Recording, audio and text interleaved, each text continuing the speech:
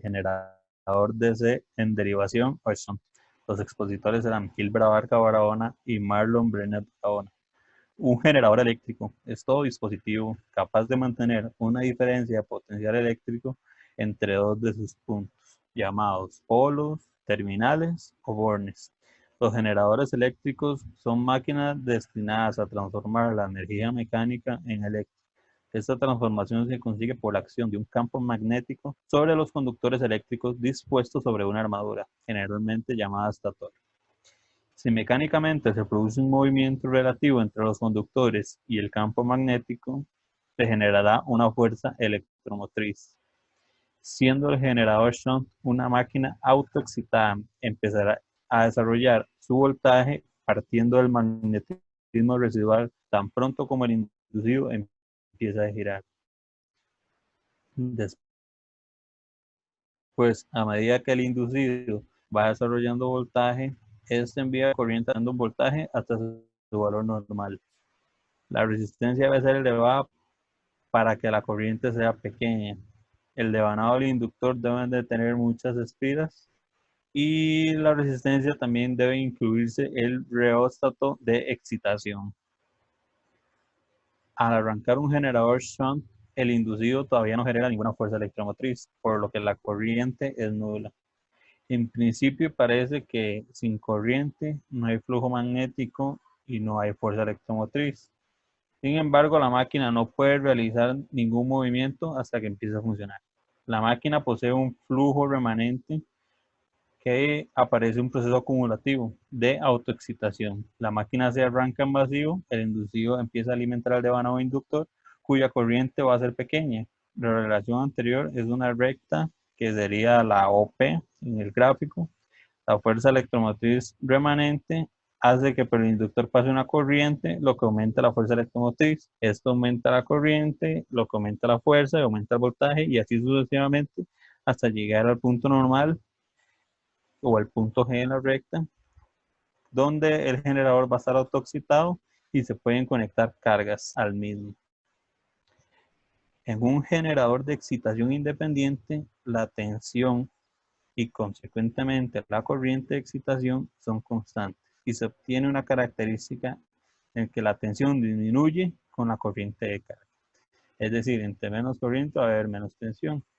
En un generador shunt, el devanado inductor se alimenta con la misma tensión que el inducido y que la carga. Si esta tensión disminuye, la corriente de excitación también va a disminuir. Por lo tanto, se va a producir en consecuencia que la fuerza electromotriz sea menor, entonces va a ir disminuyendo tanto la corriente como el voltaje. En un generador shunt o derivación, queda por debajo de la del generador de excitación independiente, ya que hay que incluir una disminución adicional de la fuerza electromotriz debido a que la corriente de excitación ya no es constante, ya que va a estar fluctuando entre subir y bajar dependiendo de la carga. Para obtener esta curva, la resistencia de carga, o la RC, se varía de infinito a cero. Al principio, RC es muy grande y la corriente es muy pequeña para que el voltaje disminuya un poco, lo que hace que vaya aumentando la corriente, la máquina vaya saturándose y entonces la fuerza electromotriz va a ir aumentando hasta que llegue a ser el valor de voltaje nominal.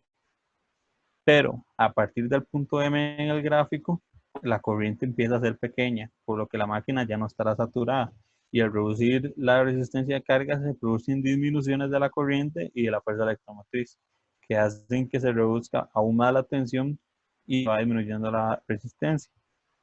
Luego la corriente se reduce al disminuir la resistencia de carga y entonces aquí me va a quedar una ley de Ohm que dice que la corriente va a ser igual al voltaje entre la resistencia de carga. Entonces la resistencia de carga va a ser el que me va a definir cuánto va a ser esa corriente.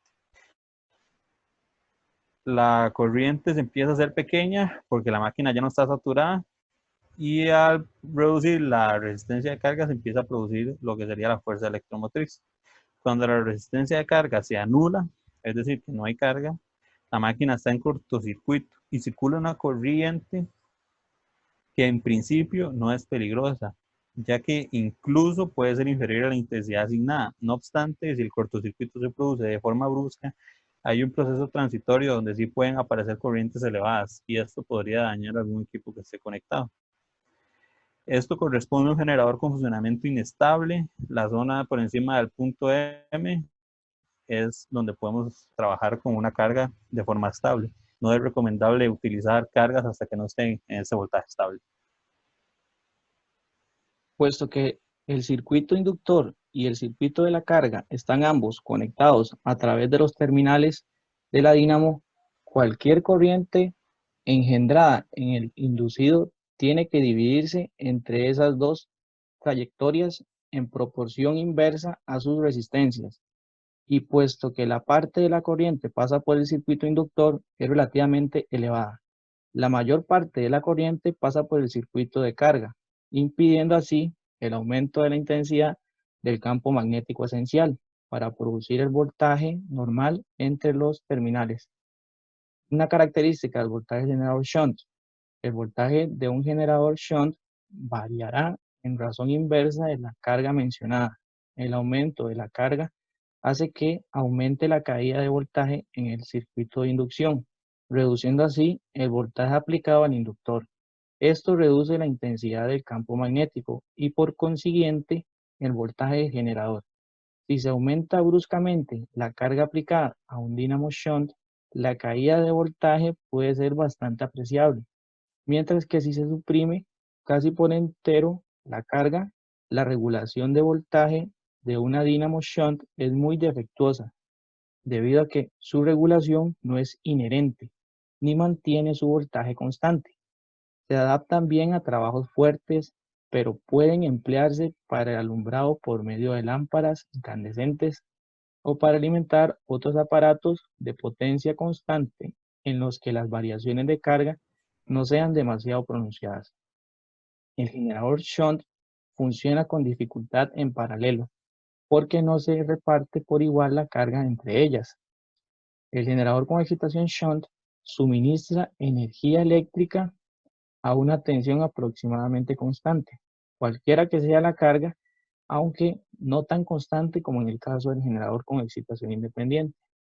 Cuando el circuito exterior está abierto, la máquina tiene excitación máxima, porque toda la corriente producida se destina a la alimentación del circuito de excitación. Por lo tanto, la tensión en ambos bornes es máxima. Cuando el circuito exterior está cortocircuitado, casi toda la corriente producida pasa por el circuito del inducido y la excitación es mínima. La tensión disminuye rápidamente y la carga se anula. Por lo tanto, un cortocircuito en la línea no compromete la máquina, que se desexcita automáticamente dejando de producir corriente.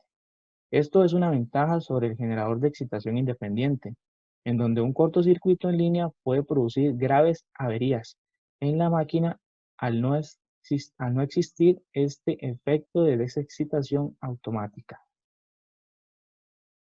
Respecto a los generadores de excitación independiente, los generadores shunt presentan el inconveniente de que no pueden excitarse si no están en movimiento, ya que la excitación procede de la misma máquina. El circuito de excitación no lleva fusibles por las razones ya indicadas en el caso del generador de excitación independiente.